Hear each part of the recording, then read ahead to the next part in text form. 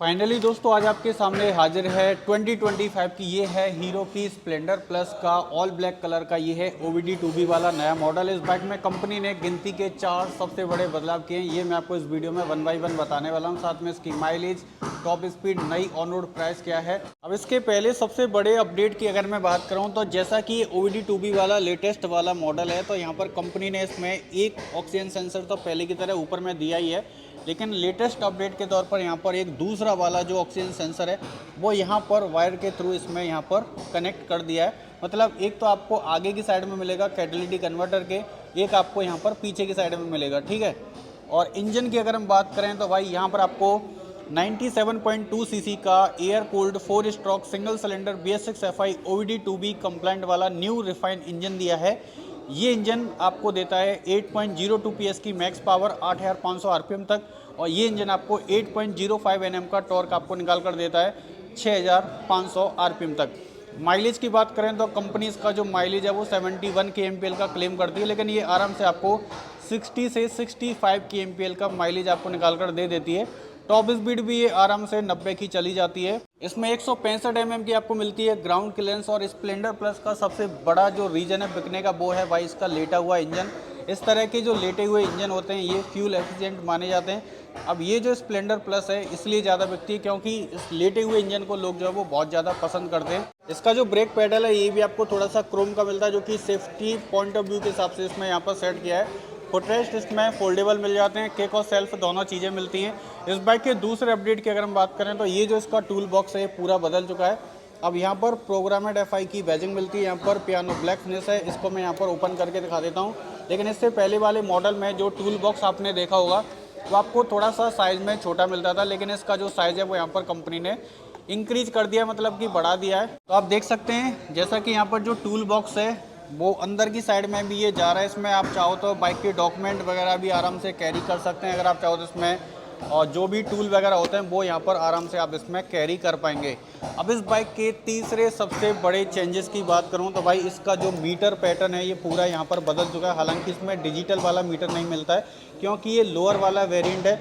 अब ये देख सकते हैं इसका जो मीटर का जो पैटर्न है इसमें जो अक्षर हैं ये पूरे बदल चुके हैं। इसमें यहाँ पर इकोनॉमी दिखा रहा है, 140 की यहाँ पर टॉप स्पीड दिखाता है, लेकिन ये इतना जाती नहीं है। 90 से 95 की ये बाइक आपको टॉप स्पीड निकाल कर देती है, इससे ऊपर में ये जाती भी नहीं है। बाकी ये जो पैटर्न है ये पुरानी वाली से काफ़ी ज़्यादा बढ़िया लग रहा है। उसके अलावा साथ में इसको थोड़ा सा प्रीमियम टच देने के लिए यहाँ पर साइड बाई साइड इसमें यहाँ पर क्रोम का ट्रीटमेंट किया है। साथ में यहाँ पर आपको साइड स्टैंड की वार्निंग लाइट मिलती है, यहाँ पर लो फ्यूल, यहाँ पर gear neutral indicator, check engine की लाइट, हेडलाइट और यहाँ पर I3S की वार्निंग लाइट मिलती है।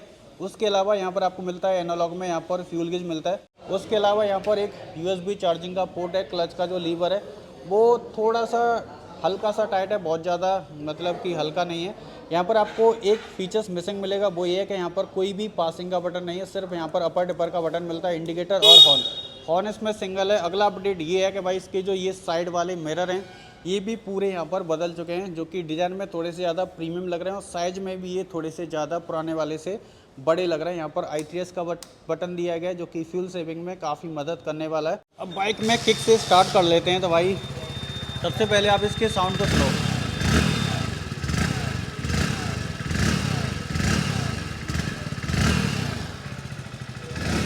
इंजन इसका भाई पहले से ज़्यादा रिफाइन है, लेकिन यहाँ पर एक फीचर्स कंपनी को इसमें ऐड करना चाहिए। इंजन को बंद करने के लिए यहाँ पर भाई किल स्विच ऑन ऑफ वाला बटन यहाँ पर कंपनी को देना चाहिए। हैंडल बार इसमें काफ़ी अपराइट मिल जाती है, तो बाइक को चलाते समय बिल्कुल भी झुकने की ज़रूरत नहीं है। जिस तरीके से बैठना चाहते हो रिलैक्स राइडिंग पोजीशन के साथ आप इस बाइक को आराम से चला सकते हैं। और यहाँ पर E20 की बैजिंग है। इस बाइक की जो सर्विस है पहली 500 से 750 किलोमीटर, और दूसरी, तीसरी, चौथी जितनी भी सर्विस है वो 6 महीने या फिर आपको 6000 किलोमीटर के बाद आपको कराते रहना है। यहाँ पर हीरो का स्टिकर है जिसमें रेड कलर, मैरून और यहाँ पर पर्ल वाइट कलर के काफ़ी न्यू डिज़ाइन के ग्राफिक्स मिल जाते हैं। अगर आप चाहो तो ये बिना स्टिकर वाला भी इसमें मॉडल ले सकते हैं। अब ये जो स्टिकर होते हैं अगर आपके पास में इससे पहले वाला जो ऑल ब्लैक कलर वाला मॉडल होगा तो इस तरह के जो स्टिकर हैं वो आप तकरीबन 1400 से 1500 रुपये देकर आप अपनी बाइक में लगवा सकते हैं ऐड ऑन करके। स्प्लेंडर प्लस यहाँ पर 3D में लिखा हुआ है। यहाँ पर I3S की बैजिंग है। बाकी इसका जो एग्जॉस्ट है ये पहले ही अपडेट हो गया था, इसमें यहाँ पर अब तो कोई भी अपडेट नहीं हुआ है। उसके अलावा इसमें पीछे में 5 step adjustable hydraulic shock absorber मिलते हैं। पीछे वाले टायर की अगर हम बात करें तो C8 का टायर है, 80/118 इसकी प्रोफाइल रहने वाली है। जबकि आगे वाले की बात करें तो आगे में भी सेम टायर मिलता है 80/118 का, 18 इंच के एलॉय के साथ।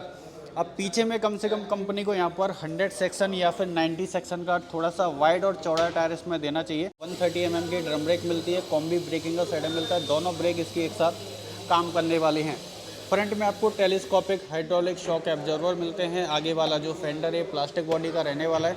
इंडिकेटर इसमें आपको हेलोजन वाले मिल जाते हैं, जो कि वही पुराने वाले मॉडल की तरह दिए गए, जो कि थोड़े से फ्लेक्सिबल हैं, बहुत जल्दी ये टूटेंगे भी नहीं। वाइजर के ऊपर में हीरो स्प्लेंडर प्लस का स्टिकर है। बाकी यहाँ पर भी आपको 4 टोन कलर के ग्राफिक्स मिलते हैं। ओवरऑल जो लुक है ना भाई इसका, मतलब कि इंडिया में जितनी भी 100 सीसी में बाइक आती हैं, ये वर्ल्ड में सबसे ज़्यादा सेलिंग में नंबर 1 पे आती है, क्योंकि ये दबा के दिखती है भाई। जैसा कि ये लोअर वाला मॉडल है तो इसमें 35 वाट के हेलोजन बल्ब के साथ यहाँ पर मल्टी रिफ्लेक्टर हेलोजन हेडलैम्प आपको मिलती है।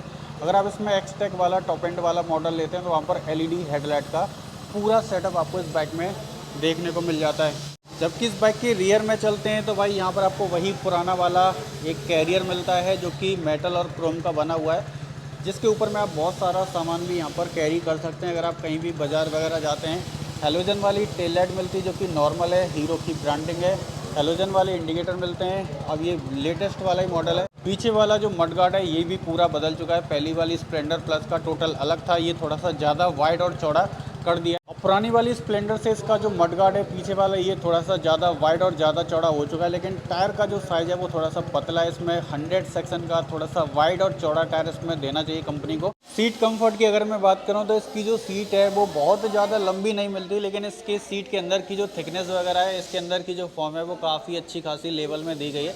मतलब अगर आपकी हाइट आराम से 5 फीट है तो आप इसको आराम से चला सकते हैं, ठीक है, कोई दिक्कत नहीं होने वाली है। क्योंकि भाई यहाँ पर आपको 785 mm की बहुत ही ज़्यादा लोअर सीट हाइट मिलती है।